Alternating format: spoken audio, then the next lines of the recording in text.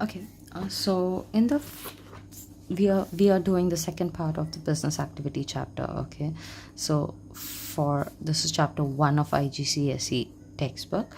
Okay, now in the first part we have seen a few things. What were the few things we saw? We understood the difference between need and want. We understood that wants are unlimited. We got unlimited wants, but the resources to fulfill these wants are scarce. Okay, the resources are less in number, so they are, we can say that these are limited resources. We got limited resources. Following these limited resources, there's one more thing that we came across this. Now what was that thing? That when you have limited resources and you have unlimited wants, it will lead us to having a great amount of scarcity. Okay, we are having high amounts of scarcity. Now what are the things apart from this that we have learned is that when there was scarcity, and then the problem arises because people were not getting their wants satisfied, and how restless we get when our wants are not satisfied. We all are aware of it, isn't it? So the scarcity led to the economic problem, and when the economic problem arose, the people decided that we will either choose one of the things over many that we have. Okay, so now later on, after then they decided that okay fine, we'll choose up one thing and let go the other thing. We came across something which is called as the opportunity cost, and an opportunity cost is the next best alternative that has been foregone. That means the one that you left, the thing that was left off on the cost of that thing, the another thing was bought. That is what is called as the opportunity cost. जो चीज़ को हम छोड़ देते हैं, the thing that we have left away. Okay, I need to buy a bag and I need to buy a watch. Okay, I am already having both of them, but my watch is not working anymore, and it's difficult for me because I cannot see my time in the place where I'm seated, maybe for examination or for something. So this becomes very much mandatory for me, and so here the opportunity cost will be the bargain here. Okay, so these things led to the development of business. Okay, these things led to the development of businesses wherein people came with different ideas in the sense, like using different materials, using different technologies, using different methods to produce few things, and producing it in lesser prices and making it available for all the people because the resources are limited. Let's consider resource to be money here, let's consider resource to be leather. So they came up with fake leather products, and they came up with cotton bags, jute bags, and also and so forth. You have so many things that they came up with. Okay, so now let's consider what is business. Now when you were starting a business, you need to have four things in here which are called as the factors of production. Okay, and what are the four factors of production that the four factors of production that we have are: the first one being land, the second one being the labor, okay, and third is the capital, and fourth one is the enterprise, is the thing that you have in here. Okay, now here land is the raw material or the place where your business is operating. If you consider the place, this is the place in a particular locality my business is running, so this is considered to be land. But to run my business, I need some raw material. Where is that raw material coming from? Again, it is coming from the land itself. Okay, so this is what is the land referring to. Labor is the physical and the mental effort put in by the humans to run a business. Capital is the money invested into the business or the machinery that is used to produce goods and that can help us earn money. That is again falling under the category of capital. Lastly, we have enterprise. What is an enterprise? Enterprise is an organization that you are running, risking your idea, money, and time, and trying to produce goods or services. That is what is called as a business. Okay, now businesses can produce two types of things. One of it will be the goods it can produce, or it can produce the services too, is what we understand from here. Okay, now what is the sole purpose of the business activity? Let's see here. Okay, why is one doing a business activity? What is the purpose of this business activity is what we're going to study here. So going ahead with what is the purpose of the business activity, I have just discussed over here why did the businesses come into existence. The main reason is to satisfy the unlimited wants of the people. Okay, what are we wanting to satisfy? We are wanting to satisfy the wants of the people. Okay, because of the scarcity that we have, because of the, because of the limited resources that we have, we need to come up with ideas. Okay, we needed some things to come up with ideas so that we will be able to produce goods and services for the people to use them. Okay, because of with everything available in nature, it was really not possible for us to come up and satisfy the needs and wants of the people. Even at this particular period of time in this generation, there are some basic needs of the people are also not met because of the expenses, because of the inflation that is happening in the countries around the world. Okay, so that is the reason business is the main and the important purpose why a business is started up, or why people want to start a businesses. They want to provide either the goods or the services to the people. Now let's take up some Shark Tanks you usually see, right? And what are they doing? They're coming up with different ideas which are appealing to the people, and those products are being sold. Okay, you got an idea of Scrub Daddy, you got an idea of those AirPods, boat AirPods and all. So Apple made its AirPods, but it were very expensive. It could not satisfy, and people could not afford that particular AirPods. So what they came up, this Samsung came up with it, Huawei came up with it, Xiaomi came up with them.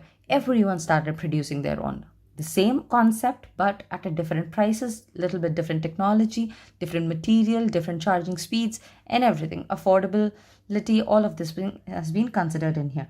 Okay, so since we have limited resources, which is leading to an economic problem of scarcity, and to satisfy the wants and needs of the people, the businesses are going to be started up. Okay, next, when you start up a business, you need to combine the factors of production. We just discussed this. Okay, the factors of production also, the four factors of production are needed to make any goods. So now, if in case a question is asked to you, what is business? If a business is a place wherein a business is an organization or a place wherein four factors of production are combined to satisfy the wants of the people and overcome the limited resources, the scarcity caused by the limited resources, is what you can write in here. Okay, so these factors of production needs to be combined to make use of the business idea. Okay, now when you're combining these factors of production, what is it going to lead you to? Specifically, the second factor of production, the labor that you have. Okay, the labor that we're talking about, this labor is considered to be specialized. There are two types of labor: who is all skilled, that means a person who is like an all-rounder, he can perform all the tasks and all, and then there comes something which is called as a specialization. Okay, now most of the businesses will concentrate on this specialization, on having the workers who are skilled in one particular task. Okay, they want workers who are skilled in this particular in one particular task, so that they can have bulkier production. Now bulkier in the sense, not size wise, but the quantity wise, the production will be bulkier. Okay, so the size wise we are talking about the production. In quantity we are talking heavy amounts of production will be produced in here. Okay, and then when you're doing the specialization, that means the people are skilled, there will be less wastage. What is going to be happening here? There'll be less wastage. That means the resources, the limited resources that you have, they are going to be utilized to the maximum efficiency. Okay, now here, choosing the labor, this is an in less time. When I'm talking about the bulkier productions, okay, so what we are having now, the other type of labor, the labor that we have, it is an unskilled labor, or it is going to be completely skilled labor. So what's going to happen? All rounders, you can talk about all rounders are going to be having an advantage. Okay, if in case there are some advantages and disadvantages for the specialization, the biggest advantage is high quantity, high produce is going to be there. We are going to be able to produce more goods in less number of time, and then less wastage will be there, and efficient usage will be there. Efficient usage of the resources is going to be there in here. Okay, now all-rounders, they are going to be skilled and all, so they can supervise the work. The advantage of this is going to be they can supervise the work. Okay, after providing their supervision, what they can do is, if in case there is some sort of problem with the specialization, then they can take over the work and they can produce the goods as well. Okay, so this is the factors of production. Why does business, what is the main purpose of a business activity? First of all, to satisfy the wants and needs of the people, wherein we have a scarcity because of the limited resources being available. Second is to combine the factors of production. Any business operating will combine the factors of production to make benefit, to produce goods and services in better quality and quantity. Okay, so all the businesses are going to combine the factors of production, and when they are going to combine the factors of production, they concentrate on one particular topic, which is called as a specialization, and this has got another name, which is called as the division of labor as well. Okay, division of labor is also being discussed in here. That means the labor is divided into the tasks that whatever they are perfect in. Okay, now this all has been happening. Now what is the end product of the business? Some good or service is going to be produced, or doing all of this, some of the other good or services will be produced in here. Okay, so when you're producing these goods and services, what is going to happen? The wants are satisfied. Okay, ultimately the wants of the people are satisfied, not fully, but some or the other way they are able to satisfy their wants. Like some say that I want to have this LV bag, or I want to take up this MK bags or something. Girls I'm talking about. Okay, even the boys are into now counterfeit products.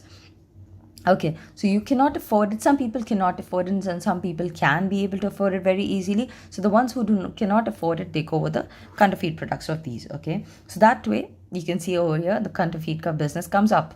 Okay, you can make use of that business to earn money and provide goods and services to the people. But to tell you, as per the new laws, you cannot travel using the counterfeit products. If you are found with the counterfeit products, you will be charged for it. Okay, yeah, so going ahead now, what type of how big can a business be? Okay, the size of the business, if I talk about the size, the ownership of the business, if I'm talking about the size of the business, can be anything. The business can be of any size. They can be only one person running a complete business, or they can be many shareholders, okay, of the business. There'll be many shareholders who are going to run a particular business. So the size depends upon the ownership. Okay, there can be one person and it can be a small business, or one person and still a big business. Many shareholders, it's obviously when it is a big business, right? For one person it can be small as well as it can be a big business. Not necessarily one person means it's going to be small, nothing like that. Okay, one person, if you know about Tata products in India, there's one person who's running it all. Okay, so whether big or small, one person can still own it, but there'll be some shareholders in it, and many shareholders, that means the business is only big. Going to the ownership, the ownership of the business can be under the people. Okay, the person who's starting the business, that he can own the business, that is called as privately owned. Privately owned business means the person who has started the business, or the entrepreneur, is going to own it completely. Or it can be classified into a business which is owned by the government. Now there are some types of businesses which are owned by the government, and those businesses are called as public businesses. Okay, public businesses. And apart from that, there are some businesses which are which are owned by the private people, run by the owned by the government and run by the private people. So they are the different ones, and we'll see to it in the next chapter. Okay, so here what do we understand? Why businesses are required, and following it, how can you define the size and the ownership of the business? The business, whether small or big, it is a business. One person running or many shareholders running it, it is still going to be considered as the business itself. Whether it is being owned privately or it is owned publicly, it will be considered as business itself.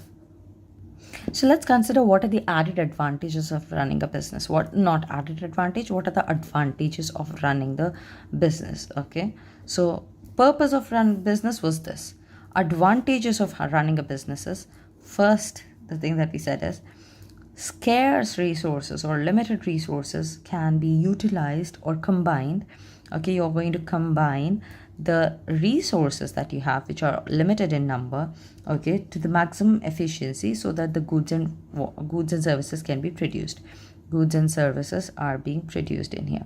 Okay, The second one would be, whenever a business is operating, it is going to combine the factors of production. That is nothing but there'll be running of money in the country, economy of the country will go up. Okay. Another thing is employment it produces. It produces employment.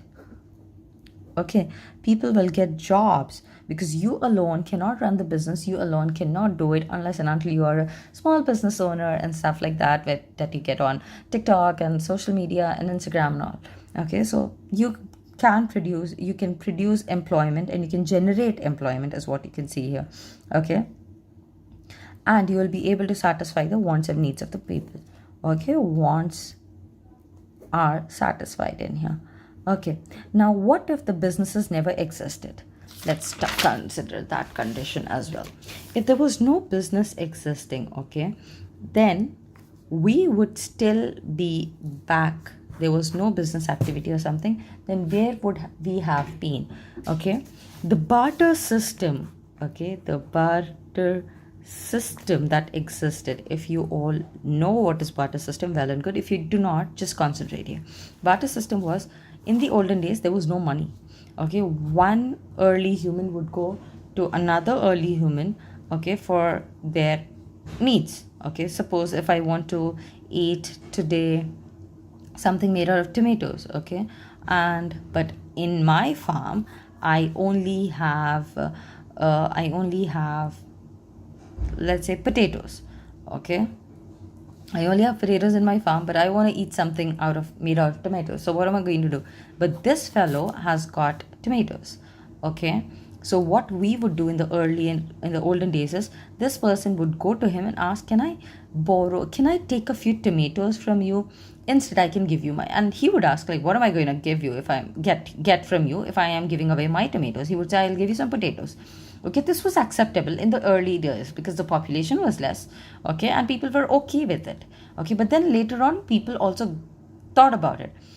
Now, this was the barter system that was happening. Exchange of goods and services was what happening in here. Exchange was there. Okay, now later when the population started increasing, okay, now this lady and this lady is here. This lady has got children, okay, and they want to eat something chicken. And this fellow still wants to eat tomatoes. Maybe he's remotely wants to make pizza sauce or something. Okay, so he goes to her and says that, can I have some tomatoes, and instead I can give you potatoes? And this lady says, I am not going to take your potatoes today because I'm not wanting to cook potatoes. My children are insisting on cooking chicken today. So she denies. And then she goes to another person, okay, and this person is also looking for tomatoes for some reason. Okay, this person is also looking for tomatoes. So, and this lady is looking for chickens, right? And but in this fellow's farm, there is a few chickens. So what she's going to do, she's going to come here and says, you want tomatoes? And he's be like, yes, I want tomatoes. Okay, but can you just give me chickens? Yes. So this way she was checking with him, and if he was not having it, she would go to another one. So this was getting really difficult for the people then. So what they did was they came up with the idea, okay, fine, TK, the barter system is not working anymore, but instead we'll generate something which is called as money. They started making money, printing money, coins and stuff, and then that's how money came into existence. And is this not business? For something you're satisfying some people's needs and wants, and that's how it was going on. Okay, so without businesses, we would still be back in the jungles, not developed at all, still struggling with everything around us. Okay, so this is why we know that business is an important activity for us. So coming to this particular part, wherein the barter system, why it led to the barter system was invented, and then it led to the exchange of things, and then demand of the people was not being satisfied, and all. There were a lot of issues that were happening. Okay, so the businesses came into existence. Okay, now why does a person run a business? Because to satisfy the unlimited wants of the people with the limited resources that are possibly available for us. Okay, now, and how do we do the business? We do by factors of production are being combined. Okay, factors of production are being combined, and an entrepreneur takes the risk to produce new goods and services to the people so that it can be done. Okay, this is how the businesses are going to work. Now when you are doing a business, what is so going to happen is, when you're doing a business, you are going to make a product. Suppose this pen is there. This pen may require about 2 rupees. Okay, the 2 rupees or $2 or whatever you, wherever you are staying in that particular countries, 2 units it may require. Okay, so here for the manufacturing of this particular pen, including the plastic, the metal part, and the refill part, and the ink, everything, let's make it 12. Okay, it may be of a high quality. Okay, so the complete cost of production for this pen is rupees 12. Okay, it is the complete cost of production, complete cost of production for this particular pen. Okay, now but when it is sold in the market, this particular pen will be sold for about rupees 20. Why is this done? And why has the value, why has there been a certain value added to it? Okay, it was only 12 rupees, but why is it being sold at 10 rupees? Some of the students may say because they want to earn profits. Profits is one of the reason, but it is not solely the reason for charging rupees 20. For this manufacturing of the pen, or for the production of the pen, there was labor involved, there was a land involved, there was raw material involved, there was electricity bills, there is water bills. All of these had to be paid. Only then this pen was produced. Okay, so the basic requirement, for the basic things required for the pen was 12 rupees. Apart from this, the labor cost, the land cost, the raw material cost, the you say the electricity taxes that you're going, the water bills that you have paid, all of this will need to be paid off as well. So the business owners or the entrepreneurs, okay, when they are running a business or when they are selling products, they sell it at by adding some value to the cost of the production. To the cost, one certain value is added. Okay, value added. Okay, and then they are being sold at the selling price in the market. Okay, the selling price of the product is going to be higher, which is rupees 20 for in the case of this pen, and the cost of production is rupees 12 itself. Okay, to this we have added about 8 rupees of money, so that we can pay off the electricity bills, we can pay off all the bills, not just the electricity bills, and we can pay off the labor charges, we can pay off the land expenses and all. Okay, all of these needs to be paid off. Only then we are going to be able to run the business and produce more pens of such quality or quantity. Okay, so this is what is the meaning of added value.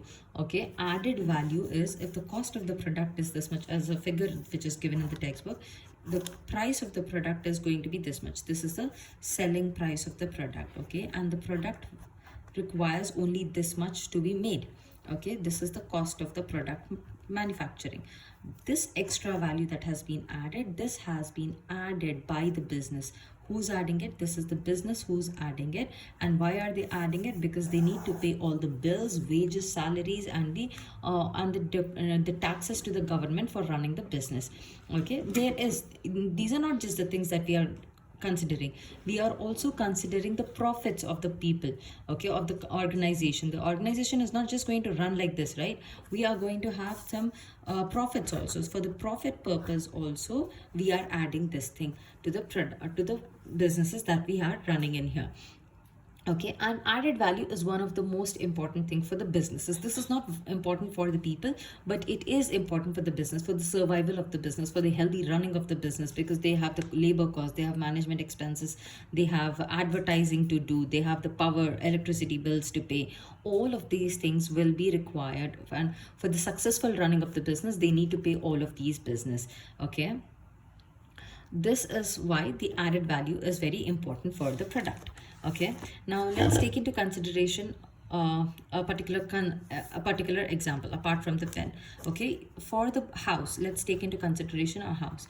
Okay, for the construction of the house, maybe you require about 120,000. Okay, 120,000 rupees is required for the construction of this house. But this house cannot be sold further. Why? Because this is just the basic thing that is required in it. Okay, only the construction material has been done. What about the labor charges? What about the charges that labor charges are there? What about the machinery charges that had been used in the construction of this particular house? What about the management costs that were involved, because the engineers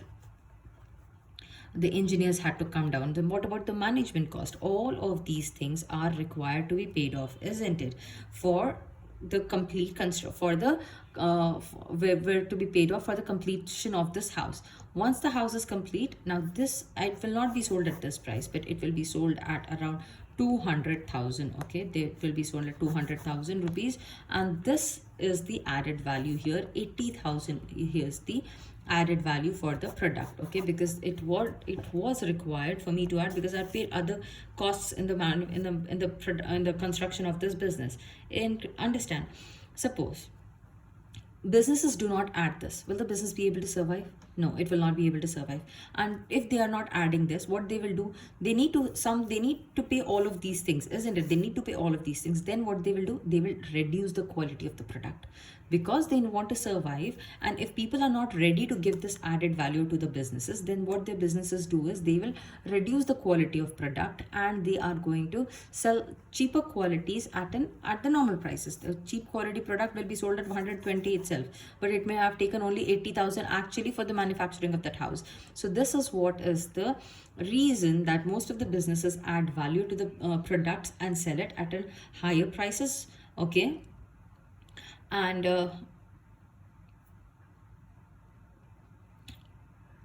considering one more point here, adding value is not easy for most of the businesses. Okay, because most of the businesses would not grow if you're starting a business from the scratch. Okay, from the 0 point, you will have to have the customers coming in, you will have to do the marketing and all. And if they're adding higher values at this particular point, then it will be difficult for the businesses to survive.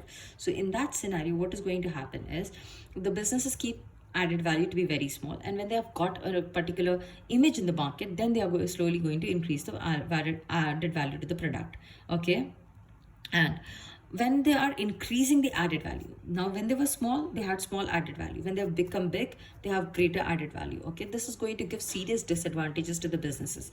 Okay, now suddenly added value has been increased. So what is going to happen? The cost of the the price of the product will increase, which will lead to lower sales and lower profits again. So added value is to be maintained at a smaller quantity. It should not be too much that if in case your product is for rupees 12 and you're selling it for rupees 24, double the quantity you are selling, you should not be doing this.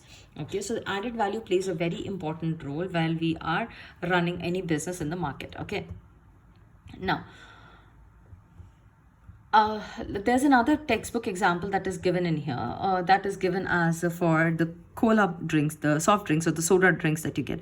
The soda drink itself takes about rupees, let's say rupees 5 for the manufacturing. But I cannot just give soda drinks in hand to the people, right? Take a sip in your, take a certain amount of soda drink in your hand and drink it. Do not sell it like that. I cannot sell it like that. So what do? I'm going to add a can to it, isn't it? So that it is portable. It is going to be easy for us to move it from the factory to the stores, and it is easy for the people purchasing, for the consumers also, to hold it and to preserve it and all. So this is a kind of an added value method. Okay, this cans is a kind of an added value method. Now soda drink is taking 5, this can may be taking rupees 2 for the manufacturing, and then to it if I'm going to add rupees 2, it overall appears to be just rupees 9 for the people, isn't it? And they'll see, okay, fine, it is a high quality product and I'm getting it in a can, it has got a good print over it, all of these things are there, so the people will be much more elevated to buy the product and accordingly. Okay, so this is how the added value is going to be coming into picture.